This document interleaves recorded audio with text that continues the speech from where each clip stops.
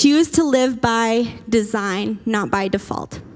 So before we go for a dive, we're thinking, okay, how can we plan this out? How can we make sure we know what we're doing? If we just jump in the water, we could jump into a major drift. We could jump into a jellyfish.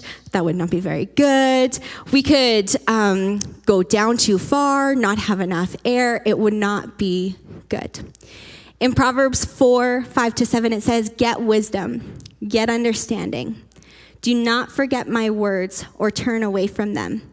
Do not forsake wisdom, and she will protect you. Love her, and she will watch over you. The beginning of wisdom is this: get wisdom. Though it cost all that you have, get understanding. Do you realize in this verse it says get 3 times? It doesn't actually say be wise. It says to get wise, to get wisdom. To get means that there's an action required of us. That we can't just sit in our spot and think, I've got all the answers. We need to actually get out and find somebody that can mentor us, somebody that can speak into our life, a church that we can plug into, a family that we can pour into. We need to actually get understanding. We don't want to just lean on our own understanding. We want to be able to get that understanding. That's going to look different in every situation. When we're diving, we're going to ask the guide, hey, what's happening here?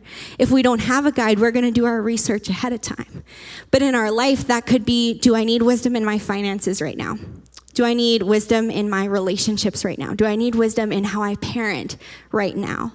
And how can I actively get that wisdom? We can live our life by default or design, but living by default is rarely going to bring us the fruit that we're actually looking for. So choosing to be intentional changes the game completely. One way that we are choosing to be wise when we're scuba diving is using a compass. We need to be honest about where we're at, where we want to go, and how we're going to get there. Last week, Joel and I were scuba diving in the Okanagan, and we got into the water, and this was a very bizarre experience for us. We've dove in the ocean lots of times. We've dove in the lake some of the times.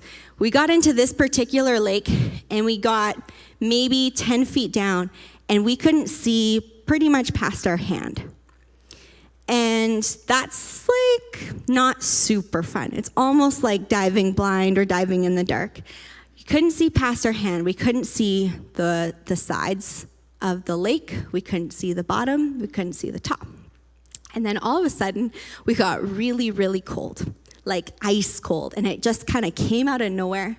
So we called the dive. We went back up, and we made a new plan. We're like, this isn't going to work. It feels like this is throwing us off completely. So we decided, okay, this is a depth that we're comfortable with. But also, where do we want to go? We recently got these new compasses, and Joel is an Enneagram 5, so he's researched his compass. He knows how to use his compass. He's ready to go all the directions. I'm an Enneagram 3, and I'm like, just give me the Coles notes. Show me the quick one. I'm looking at it, and Joel's like, you're looking at it the wrong way. That's not even how you're supposed to look at the compass. And I'm like, it says we're supposed to go 315 degrees, and he's like, if you look at it this way, it's different. So your perspective matters, but your compass matters. So when we were talking about the compass, and I was saying it looks like it's 315 and it could have actually been 330, in the grand scheme of things, it doesn't sound like that makes a huge difference, maybe in the first couple feet.